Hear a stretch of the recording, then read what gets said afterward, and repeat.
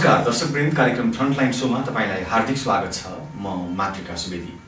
हामी यस कार्यक्रममा विभिन्न क्षेत्रको विषयमा विभिन्न क्षेत्रका व्यक्तित्वहरूसँग संवाद गर्ने गर्छौं र आज हामी भर्खरै मात्रै नेपाल सरकारले खारेज गरेको भनिएको भूमि आयोगको विषयमा कुराकानी गर्छौं। हामीसँग भूमि आयोगका अध्यक्ष देवी गेवाली हुनुहुन्छ। हिजो मात्रै सर्वोच्च अदालतले भूमि आयोग तत्काल खारेज नगर्न भनी चाहिँ आदेश दिएको छ। यिनै विषयमा केन्द्रित रहेर आज म अध्यक्ष देवी गेवालीसँग कुरा गर्छु। आउनुहोस् आजका मेरा अतिथि भूमि आयोगका अध्यक्ष देवी गेवालीलाई स्वागत छ। हजुर, धन्यवाद। चितवनको प्रसिद्ध राजनीतिक व्यक्तित्व समाज छँदै परिबन्धले या प्रारब्धले तपाईको युटर्न भयो, भूमि आयोगको नेतृत्व सम्हाल्नुभयो। यो भूमि आयोगको खारेजीको प्रसङ्ग आउला या खारेज होला भन्ने संकेत केही थियो? अलिअलि केही दिन अगाडि एउटा मिडियाबाट सुरु हो, यी कागजबाट सुरु हो। पछि सरकारसँग सम्बन्धित विभिन्न मिडियाहरूले पनि बाहिर ल्याइसकेपछि अलिअलि आशंका, अलिअलि खालको बुझ्ने कुरा हो। तत्कालीन रूपमा मैले हाम्रो मन्त्रालयसँग जोडिएको भूमि मन्त्रालयको सचिवजीसँग सम्पर्क गरेँ। उहाँहरूले भन्नुभयो हामीबाट त केही भएको छैन, गएको छैन भन्नुभयो। कहाँ थाहा हुन्छ त भने त अब क्याबिनेटले यदि डिसिजन गरेको भए मुख्य सचिवजीसँग थाहा हुने कुरा हो भनेपछि हाम्रो बैरागीजी शङ्करदास बैरागीजीसँग मेरो सम्पर्कको कुराकानी गरेँ। यहाँ त केही डिसिजन भएको छैन भन्नु हो होइन, तर यसले बाहिर एक खालको अफवाह, र्युमर अथवा हल्ला त चलिरहेकै थियो। त्यसैले केही हुन्छ, अब सत्ता परिवर्तनपछि केही यो पुराना अभ्यासहरूले पनि त्यो संकेत दिएको, त्यो खालका स्थितिहरू चाहिँ जाँदैछ कि भन्ने लागिरहेको थियो। तपाईँ एउटा प्रत्यक्ष राजनीतिमा लागेको राजनीतिक व्यक्तित्व होइन, युटर्न भएर भूमि आयोगको अध्यक्ष सम्हाल्न आइपुग्नु हो। अब यदि खारेज नै पारित भयो भने तपाईँको फेरि युटर्न भएर राजनीतिक यात्रा नै तय हुन्छ कि के हुन्छ? राजनीति र भूमि एकअर्कासँग जोडिएको छ। अर्थतन्त्रबाट राजनीति अलग हुँदैन। त्यस्तै गरी नेपालको जनतासँग राजनीति जोड्ने हो भने कि जनताबाट अलगिएको राजनीति गर्नु पर्यो? होइन, जनतासँग जोडिएको राजनीति गर्ने हो भने मैले अहिले गरिरहेको काम नेपालको सही राजनीति, त्यो वर्गको हितको निम्ति काम गर्ने हो भने त्यो राजनीतिकै अभिन्न अङ्ग पनि हो होइन। अब देशका भूमिहीन सुकुम्बासीहरू, अव्यवस्थित बसोबासी नागरिकहरूको आवाज उठाउने, उनीहरूको व्यवस्थापन गर्ने काममा म लाग्नु भनेको एक किसिमले हाम्रा देशका सबै राजनीतिक पार्टीहरूले कमिटमेन्ट गरेको होइन। त्यो विषयलाई कार्यान्वित गर्ने क्रममा आएको न, त्यो भूमिकामा आएको। अर्थात् यो समस्या समाधान गर्ने कुरा राजनीतिक एजेन्डा नै थियो। त्यही राजनीतिक एजेन्डासँग जोडिएको विषय भएर म भूमि आयोगमा आएको। अब यो आयोगको काम सत्ताबाट जिम्मेवारी रहँदा गरिरहने, यो जिम्मा पाइरहँदा यसलाई पूर्णतामा पुर्याउने, यो अवसर रहेन भने पनि हामी राजनीतिबाट त विमुक्त हुँदैनौँ, यो इस्युबाट विमुक्त हुँदैनौँ। यिनै इस्यु सहित जनताको बिचमा पुनः नयाँ ढङ्गले, नयाँ सोचका साथ फेरि अगाडि बढ्ने। सर्वोच्च अदालतले गरेको अन्तरिम आदेशले चाहिँ के सङ्केत गर्छ? भूमि आयोग खारेज नगर्न भन्ने जुन आदेश अहिले अन्तरिम आदेश जारी भयो हिजो, त्यसले के कुरालाई इन्डिकेट गर्यो भने यदि त्यसमा कानुनी जग हामीले उठाएका कुराहरूमा कमजोर भएको भए यो अल्पकालीनै भए पनि अन्तरिम आदेश जारी गर्दैन थियो होइन। जुन इस्युजहरू हामीले उठाइरहेका छौँ, मौलिक हकको कार्यान्वयन गर्ने कुरा उठाइरहेका छौँ, प्रत्यक्ष रूपले हामीले जुन मेहनत गरेर काम गरिरहेछौँ, यो कुरालाई अदालतले देखेको छ, देखेकै भएर तर निर्णयकर्तालाई एकपटक सोधौँ, उनीहरूको पनि कुरा सुनौँ भन्ने ढङ्गले मात्रै यो 1 गतेको बैठक राखेको, 1 गतेको बहस राखेको होला। भनेपछि आयोगले पुनर्जीवन पाउँछ या तपाईँको भूमिकाले पुनर्जीवन पाउँछ भन्ने कुरामा तपाईँ विश्वस्त हुनुहुन्छ? मलाई के लाग्छ भने यो जुन काम मैले अहिले गरिरहेको छु यो हाम्रो संविधानको कार्यान्वयनको विषयसँग जोडिया छ। संविधान सबैले कार्यान्वयन गर्ने अनिवार्य छ। संविधान सबैको लागि पालना गर्नु सबैको लागि कर्तव्य हो। त्यो कर्तव्य मध्ये हाम्रो संविधानको धारा 40 को घ र ङ मा भूमिहीन दलित र भूमिहीन नागरिकहरूलाई एकपटकको लागि बासको लागि जमिन भन्ने कुरा गरिएको छ र कानुन बनाई 3 वर्षभित्र कार्यान्वयन गर्नु भन्ने कुरा उल्लेख गरिएको छ। अब यसो भइसकेपछि यो मौलिक हक भनेको कुरा त सामान्य कुरा होइन। त्यही काम गर्नको लागि यो आयोग बनेको हुनाले सरकारले अदालतले मौलिक हकलाई खण्डन गर्न त्यो काम नगर भनेर भन्न चाहिँ सक्दैन अदालतले। उसले त्यो कार्यान्वयन गर भन्नुपर्छ।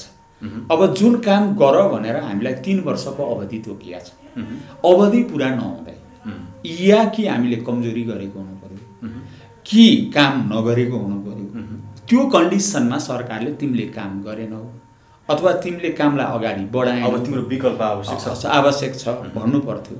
जबकि भेटघाटमा मन्त्रीहरू तपाईहरुले काम बढो राम्रो गर्नुभएको छ, प्रशंसा नै गर्नुहुन्छ भने तर हटाउने चाल पनि सुरु गर्नुहुन्छ।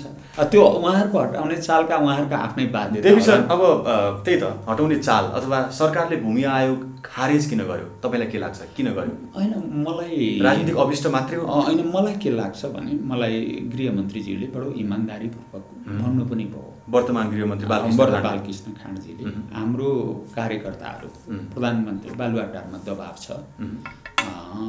विभिन्न जिल्लाबाट कार्यकर्ताहरू आइरहेछन् अनि त्यस्तै खुमलटारतिर पनि त्यतै दबाब भएको छ, जिम्मेवारी खोज्दै ओइ फलानाहरू फलाना पार्टीका हुन् हिजोको, त्यसैले उनीहरूलाई विस्थापित गर, अब त हाम्रो पालो छ, अब हाम्रो पालो छ, हामीलाई राख्देऊ भनिकन ठुलो प्रेसर छ। हामी गठबन्धनमा छौँ, साझा गठबन्धनमा भएको हुनाले अब त्यो खालको कुरालाई कहीँ न कहीँ एड्रेस गर्नुपर्ने परिस्थिति छ।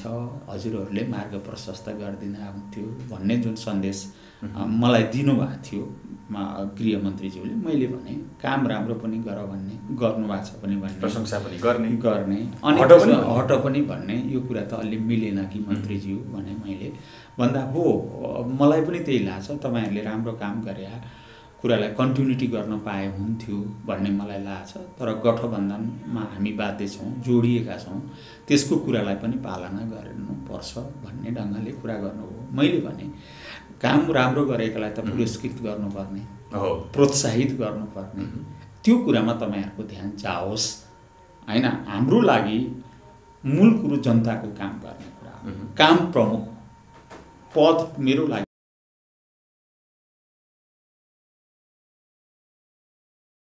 तर जिम्मेवारीलाई कुशलतापूर्वक पूरा गर्नुपर्छ भन्ने मेरो मान्यता हो। तपाईको नेतृत्वमा भूमि आयोग सञ्चालन भएदेखि यो झन्डै 1.5 वर्षको कार्यकालमा भूमि आयोग मार्फत तपाईहरुले अघि बढाउनु भएका महत्त्वपूर्ण उपलब्धिहरू के हुन्? पहिलो कुरो पहिचान हो। हाम्रो देशमा सबैभन्दा ठुलो कुरा के हो भने को सुकुम्बासी हो होइन, को अव्यवस्थित बसोबासी हो, त्यसलाई कसरी चिन्ने, जसले पनि भनिदिन्छ किनभने अझ त्यसमा नि जग्गा प्राप्त गर्ने कुरामा त मान्छेहरू अहिले त बजारीकरणले जग्गाको भाउ धेरै बढेको छ। त्यस्तो स्थितिमा पहिचान कसरी गर्ने, सबैभन्दा हाम्रो लागि एकछेप प्रश्न यो थियो।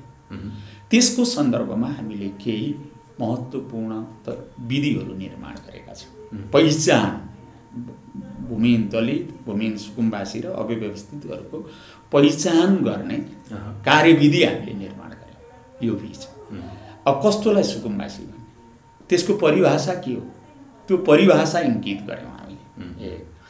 अनि त्यसपछि त्यो कसरी लिन सकिन्छ भन्दाखेरि त्यसका केही फर्मेटहरू हामीले निर्माण गर्यौँ। पहिचानका लागि क्वेसन, प्रश्नावली, क्याटेगोरी क्राइटेरिया राइट। त्यसमा चाहिँ सुकुम्बासीहरूको हकमा भूमिहीन दलित र भूमिहीन सुकुम्बासीहरूलाई हामीले रातो फर्म, देशव्यापी रूपमा करिब 17 लाख फर्म हामीले अव्यवस्थित बसोबासी र भूमिहीनहरूको लागि फर्महरू प्रसारण गर्यौँ।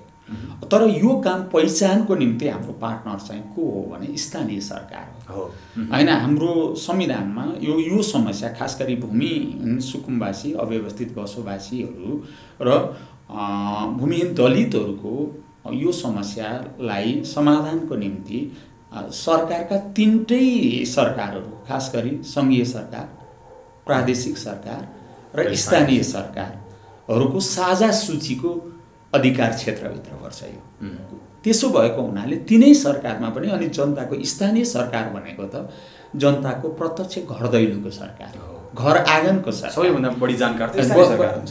सबैभन्दा बढी चिन्ने को हुन्छ भन्दा त स्थानीय सरकार हुन्छ।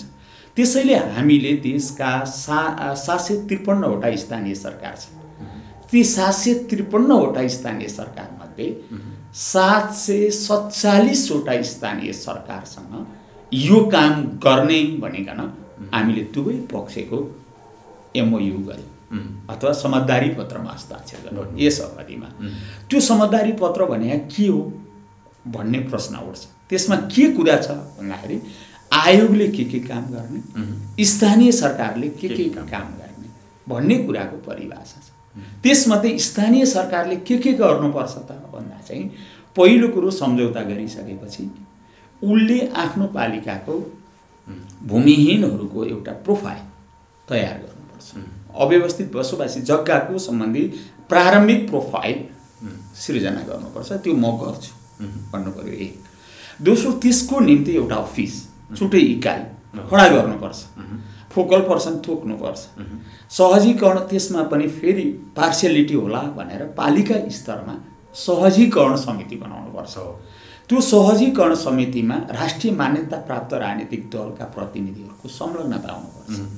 भूमि सम्बन्धी सङ्घ सङ्गठनहरू, सुकुम्बासी सङ्गठन होला, भूमि अधिकार मञ्च होला, अरू कुनै सङ्गठन होला, कम्तीमा 1 जना महिला पर्ने गरी 2 जना प्रतिनिधित्व उनीहरूको गर्नुपर्छ। र हरेक पालिका जो हामीसँग सम्झौता गर्छ उनीहरूसँग त्यो सहजीकरण समिति पनि बन्नुपर्छ।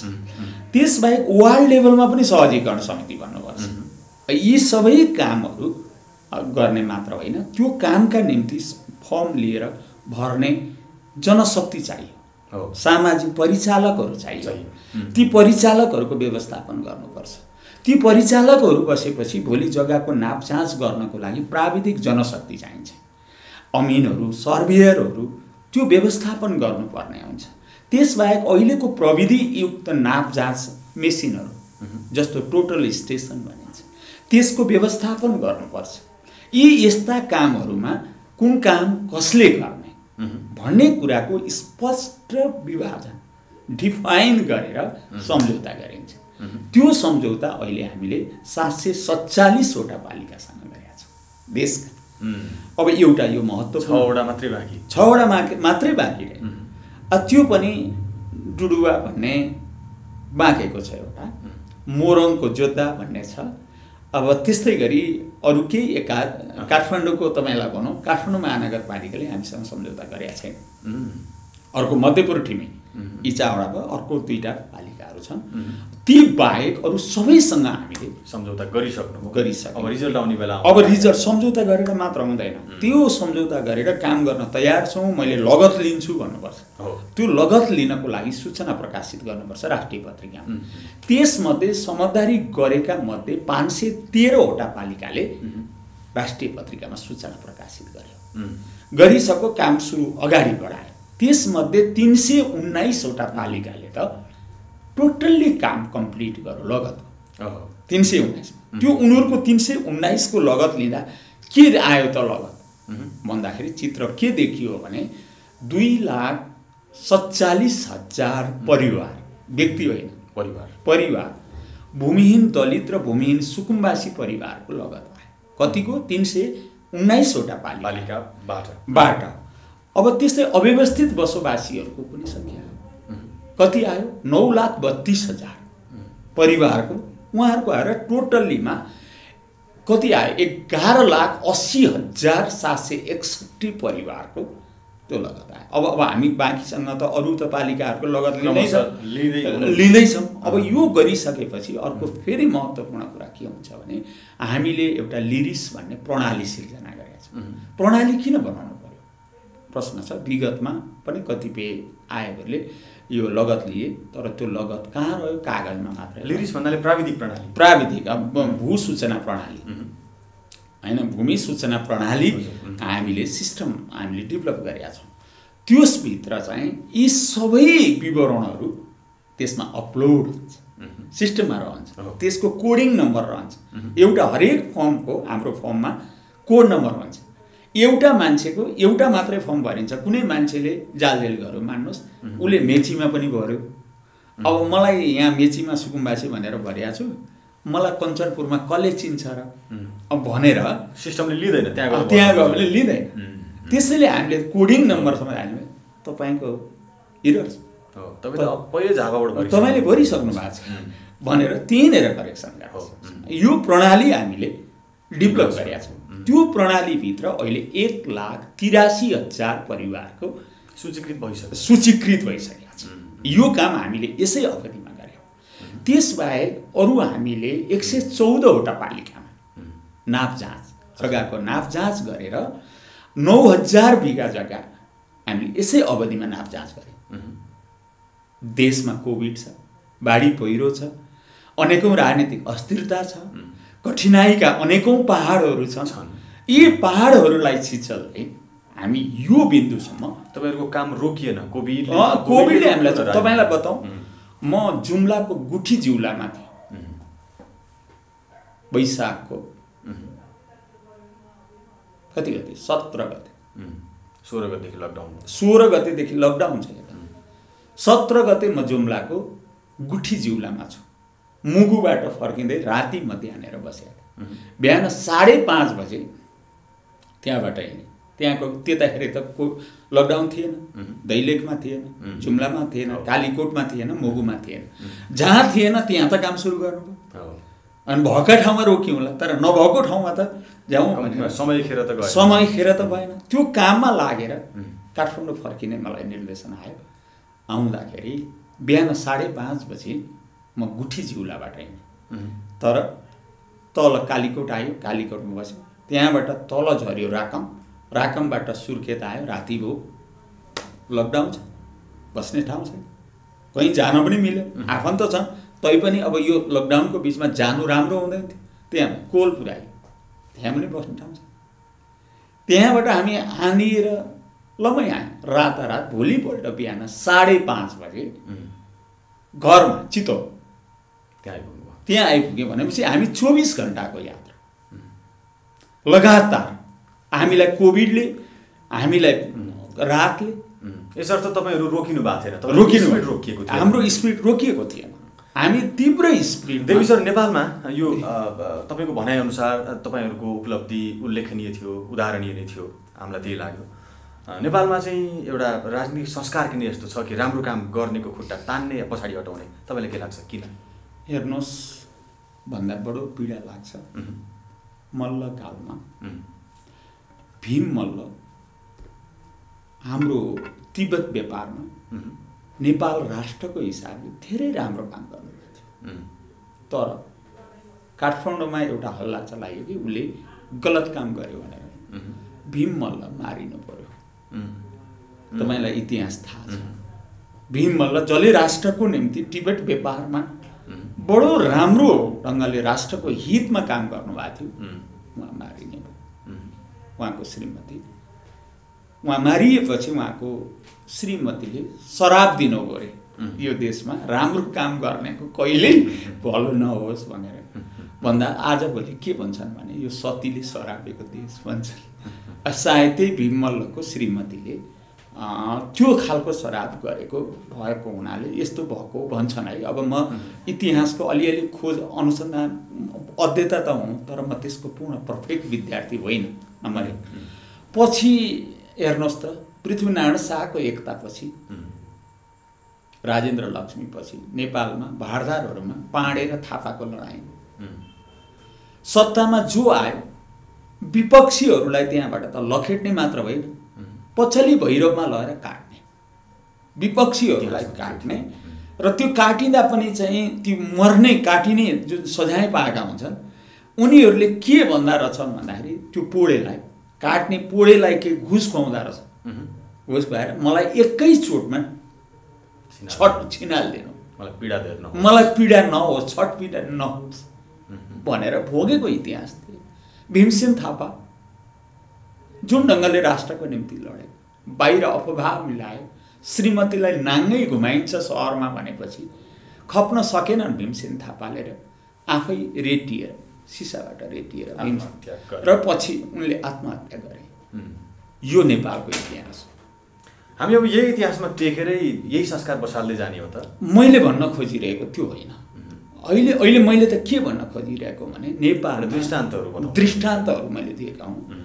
राम्रो कामका सन्दर्भमा जोडिएकै बिचमा पनि कहिलेकाहीँ अट्नु पर्ने विविध कारण, विभिन्न कारण जो तपाईँलाई लाग्यो त्यो चाहिँ मलाई उसले अब एउटा अनुमान, भूमि सम्बन्धी यो नीति तथा कार्यक्रम अथवा भूमि आयोगको यात्रा, भूमि आयोग त खारेज भयो भने भूमि आयोग सम्बद्ध काम कारबाहीहरू अबका बाँकी दिनहरूमा कसरी अघि बढ्ला? यही मेरो म हट्नुसँग मलाई कुनै चिन्ता छैन। म हटेर केही फरक पर्दैन थियो, तर यो काम के हुन्छ? त्यही त, यो कामको अपनत्व कसले लिन्छ? अहिलेसम्म गरिएका कामहरूको यसको जिम्मेवारी कसले लिइदिन्छ? अहिलेसम्म तय भएको गन्तव्य जुन तयारी गरिरहेका छौँ यो ओनरसिप कसले लिन्छ? पुरा कसले गर्छ? आयोग विघटन भइसकेपछि यसका सबै कुराहरू विघटित हुन्छन्। त्यसैले सरकारले यहाँनिर बहुत महत्त्वपूर्ण भुल गर्यो। हामीलाई हटाइदिएको भए हुन्थ्यो, बरु व्यक्ति हटाइदिएको भए होइन, हामीलाई हटाइदिएको भए केही बात थिएन। हामीलाई नहटाएर आयोग नै मारिदिने, त्यो भूमिहीन सुकुम्बासीहरूले मौलिक हक प्राप्त गर्ने जुन अधिकार हो त्यो कार्यान्वयन गर्ने आयोग नै सिद्धाइदिने, जलाइदिने। कहिलेकाहीँ सरकारको कुरा के लाग्यो भने मेरो गाउँमा झक्कडी माइला भन्ने हुनुहुन्थ्यो पहाडमा। उहाँ यो साउन भदौमा हाम्रो नेपाली चलन के हुन्छ भन्दाखेरि गाई बस्तुहरू हामी पाल्छौँ नि, त्यो झरीमा चाहिँ बाहिर घाँस काट्न, डाले घाँस पनि हुँदैन बर्खामा, हरियो घाँस काट्नुपर्छ, त्यतिखेर झरीले जान सकिँदैन। अनि त्यस्तो स्थितिमा गोठहरू भन्छ, खोलमा भन्छ, कतिपय ठाउँमा थारो भन्छ, भाषा परालहरू, खोस्टाहरू, मकैका खोस्टाहरू राख्छ। अनि त्यो झरी परेको बेलामा त्यो चाहिँ के गरिन्छ भने झिकिन्छ र तलब वस्तुलाई खुवाउँछ। त्यही बेलामा झक्कडी माइला जब खोलमा रहेको अथवा गोठमा रहेको ती खोस्टा, मकैका खोस्टाहरू, परालहरू झालेर जानुभएको थियो, त्यहाँ बारुलाको गोलो लाएर बारुलाले उहाँलाई डस दिएछ। डस दिएपछि अनुहारभरि टोकेपछि यही पख भनेर मनमा इख लागिरहेको त्यो दिन त उहाँ अनुहार सुनियो, घर गएर सुत्नुभयो, पछि झरी पनि हट्यो। तर उहाँको मनमा इख यस्तो रहेछ कि त्यो कहिल्यै नबिर्सेर गएर उहाँले त्यो बारुलालाई मार्नको लागि आफ्नो गोठमा आगो लगाइदिनु भयो। गोठ सकिएको पत्तो पाउनु भयो। मसँग देवी गेवालीसँग रिस होला अथवा आयोगको पदाधिकारीहरूसँग रिस होला। आयोगमै आगो लगाइदिने, गोठे के अरे आयोग नै भत्काइदिने, यो चाहिँ राम्रो काम। यस्तै इक्जाम्पल मलाई जोड्न मन लाग्यो। हजुर, जस्तो कति हिसाबले ठिक कति हिसाबले बेठिक त त्यो समय प्रारब्धले त्यो विश्लेषण गर्ला। यस अघिको केपी शर्मा ओलीको सरकारले अथवा केपी शर्मा ओलीले भनौँ संसद विघटन गर्ने कदम पनि यस्तै थिएन र? अब संसदको सन्दर्भमा अब यो राजनीतिज्ञहरूले जान, तर दुईटा कुरा हो मेरो विचारमा। संसदले बिजनेस दिन सक्नुपर्छ, होइन? संसदले एजेन्डाहरू अगाडि ल्याउनुपर्छ। संसदले ती कुराहरू ड्रयरमा अड्काएर राख्ने कुरा गर्नु हुँदैन। प्रधानमन्त्रीलाई अब दुनियाँमा धेरै ठाउँमा देखियो कि जुन आफ्नो नीति, कार्यक्रम, योजना उक्त संसदसँग पुर्याउँदा त्यसले ब्रेक हान्यो भने संसदलाई मेरा यी कुराहरू हुन्, यी योजनाहरू हुन्, संसदले अवरुद्ध गर्यो। यसैले यो जनताका निम्ति यसको फेरि संसद निर्माण गर्ने त को हो भन्दा जनता नै हो। जनताले बनाइदिएको हो नि संसद त। ती जनतालाई अपिलिङ गर्ने, फेरि अपिलिङ गर्ने। मैले तपाईँहरूका यी एजेन्डाहरू बोकेर गएको थिएँ, संसदले त्यसलाई एक्सेप्ट गरेन, अवरुद्ध गर्यो। म तपाईँहरूका यी इस्युज र एजेन्डाहरूको फैसला तपाईँसँगै म फेरि लिएर आउँछु। तपाईँले मैले गल्ती गरेको छु भने पनिसमेन्ट दिनुहोस्, होइन भने अनुमोदन गर्नुहोस् भन्ने ढङ्गले जाने। लोकतन्त्रमा इटालीमा 4 वर्षमा 4वटा इलेक्सन भए। लोकतन्त्रमा इलेक्सन हुने कुरा, यद्यपि एउटा कुनै संस्था पुरा अवधि रहन पाए राम्रो हुन्थ्यो, तर अवरुद्ध भएर गतिहीनताको स्थिति रहनुभन्दा पुनः जनतामा जाने कुरा उपयुक्त हो। जनतामा जाने कदम अलि हतारमा थियो भन्ने विश्लेषण थियो। अब समयक्रमले पुष्टि गर्छ। त्यसैले अर्को कुरा हामीले देख्यौँ इजरायलमा चुनावहरू भयो नि त, मध्यावधिहरू चुनाव भए, त्यहाँ लोकतन्त्र त गएन, प्रतिगमन त भएन। प्रतिगमन कहाँ भयो? म्यानमारमा भयो। म्यानमारमा के भयो भने इलेक्टेड आङ सान सुची जनताबाट निर्वाचित हुनुहुन्थ्यो नि, तर उहाँलाई सेनाले अपदस्थ गरिदियो। हो, त्यो प्रतिगमन नजरबन्दमै राख्यो। अग्रगमन भनेको के? अगाडि बढ्ने हो। प्रतिगमन भनेको के? पछाडि फर्किनु हो। कुनै संस्थामा 30औं वर्ष अनिर्वाचित भएर चुनिनै नपरिकन आफै अध्यक्षको माला लगाउनेहरूले हैन, माला बिहोरिरहने, अनि आफूले चाहिँ अनिर्वाचित जनतामा जाने कुरा, निर्वाचनमा जाने कुरालाई प्रतिगमन देख्यौँ भने अब के हामी इलेक्सनमा कहिल्यै नजाउँ? खैर, यसमा फरक विश्लेषण छन् बुद्धिजीवीहरूका पनि होइन। त्यसैले मेरो अब समय क्रममा हामीले देखिरहेका छौँ कि अब पार्लियामेन्ट्री सिस्टमको नर्म्समा, पार्लियामेन्ट्री सिस्टममा संसदीय इतिहासहरू पढौँ संसारको, 400 वर्षको इतिहास छ पार्लियामेन्ट्री सिस्टमको। त्यसका अनुभवहरूले प्रधानमन्त्रीको एउटा विशेषाधिकार हो। विशेषाधिकार के हो भने उसका योजना, उसका कार्यक्रम, उसका नीति यदि संसदले भएन भने ऊ जनतालाई अपिलिङ गरेर पुनः इलेक्सनमा जाने त्यो प्रणाली चाहिँ प्रतिगमनकारी होइन। त्यो जनतामा नजाने कुरा प्रतिगमन हो। जनतासँग डराउने, चुनावसँग डराउनेहरू प्रतिगमनकारी हो। खैर, यसमा विश्लेषण धेरै भए, धेरै हुँदै पनि छ होला। भविष्यमा कस्तो कस्तो यात्रा लिएला नेपालको राजनीतिले, त्यसले पनि तय गर्ला। लगभग अन्त्यमा छौँ। अब आयोग खारेज नै भयो मानौँ, हजुर, यो फर्केन, फेरि हजुर पुनर्जीवन पाएन भने तपाईँको राजनीतिक आधारभूमि चितवनमा चाहिँ तपाईँको फोकस, तपाईँको प्राथमिकता केमा रहन्छ? मेरो यही जुन क्षेत्रमा मैले अहिले खटेर काम गर्छु ती नागरिकहरूको बिचमा म पुग्छु। उहाँहरू बिचमा हामीले यो ढङ्गले काम गरिरहेको थियौँ, यो स्थितिमा पुर्याइरहेको थियौँ होइन। हाम्रो प्रयत्न यो थियो भनेकन ती नागरिकहरूको बिचमा म पुग्छु, उहाँहरूलाई अहिले भएका स्थितिहरूको जानकारी गराउँछु र नेपालको भूमि सम्बन्धी समस्या समाधानका निम्ति हामीले गरेका प्रयत्नहरूलाई चाहिँ मलाई पार्टीले अनुमति दियो भने देशव्यापी रूपमा जान्छु हैन। देशका सबै ठाउँमा जब मैले काम गरिरहेको थिएँ, ती काम गरिरहेकै ठाउँमा मेरो टिमले काम गरिरहेको थियो हैन। सँगै साथीहरूसँग हामी गएथ्यौँ, त्यहाँ पुग्ने प्रयत्न गर्छौँ। होइन भने मेरो कर्मथलो हैन, मेरो जहाँ म हुर्केँ बढेँ त्यो ठाउँमा केन्द्रित भएर आफ्ना कामहरूलाई अगाडि। अब समयमै यदि भयो भने फागुन चैतमै स्थानीय तहको चुनाव हुने सम्भावना पनि छ हैन। यदि समयमै चुनाव भयो भने तपाईँ फेरि भरतपुर महानगरपालिकामै उम्मेदवारी दिनुहुन्छ, के छ सम्भावना? अलिकति बताइदिनुहोस् न। अब मूलत हामी यो चुनावमा टिकट, मैले हजुरको सो इच्छा होइन, मेरो कुरा के हो भने म जनतामा रम्न चाहन्छु, जनताका घर दैलोमा काम गर्न चाहन्छु, उनीहरूका सुख दुःखमा पुग्न चाहन्छु। मेरो रुचिको विषय उहाँहरूसँग टचिङमा, पब्लिकसँग टचिङमा रहने मेरो पहिलो रुचिको विषय हो। तर अब हामीले अपनाएको प्रणाली छ, सिस्टम छ, पार्टी प्रणाली छ, त्यहाँनिर कसैले मैले चाहेर मात्रै प्रमुख कुरा पाउनुभयो भने तपाईँ होइन, स्वाभाविक ढङ्गले पार्टीले जिम्मा दियो भने म त अझ त्योभन्दा अगाडि मसँग अहिले यो मेरा घटनाहरूसँग प्रत्यक्ष वा अप्रत्यक्षसँग जोडिनु भएको एकजना चितवनकै नेता हुनुहुन्छ, उहाँसँगै चुनाव लड्न चाहन्छु म। फेरि कसैले देखाएको यस्तै अरू कुनै आशमा अथवा अरू कुनै जिम्मेवारीमा तपाईँको त्यो चाहिँ उद्देश्य छोड्नुहुन्न? होइन, म त पहिलो कुरो मेरो प्रायोरिटी त्यो हो, तर टिकट त मेरो हातमा हुँदैन। टिकट पाउनुभयो जस्तो यहाँभन्दा अगाडि तपाईँले जुन एउटा त्याग पनि गर्नुभयो भने होइन, त्यस्तो यात्रा तपाईँले फेरि तय गर्नुहुन्छ? होइन, म के हो भने म मेरो व्यक्तिगत इच्छाभन्दा राष्ट्र र जनताको निम्ति एक्लै त यो राष्ट्र परिवर्तन हुँदैन।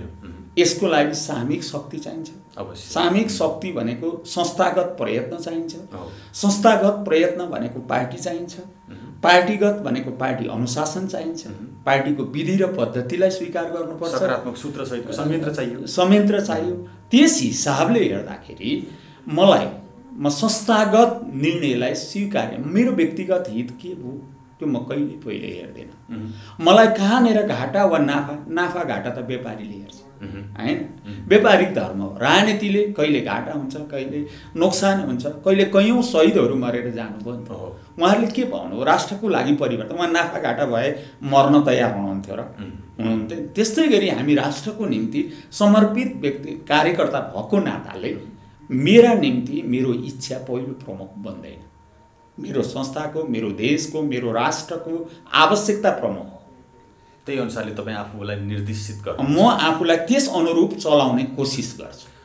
तपाईँको यो अहिलेको चर्चा, अहिलेको तपाईँको यो विचार जुन चर्चा पाइरहनु भएको छ पछिल्लो केही दिनदेखि, यसले त अब तपाईँको राजनीतिक यात्रालाई केही मलजले पुर्याउँछ होला, अलिकति बलियो बनाउँछ होला। जस्तो तपाईँले राम्रो काम गर्दा गर्दै चाहिँ वर्तमान सरकारले हटायो भन्ने सन्देश त जनतामा गयो, यसले त राम्रै काम गर्ला नि। अब यो जनताको, अब हामी सबैको भाग्य भविष्य जजमेन्ट गर्ने न्यायाधीश भनेको अन्तिम न्यायाधीश जनता नै। हजुर। त्यसैले जनताको बिचमा के छ, उहाँहरूले जजमेन्ट गर्नुहुन्छ। मलाई राम्रो भनिदिनुहोस् मैले भनेर हुँदैन।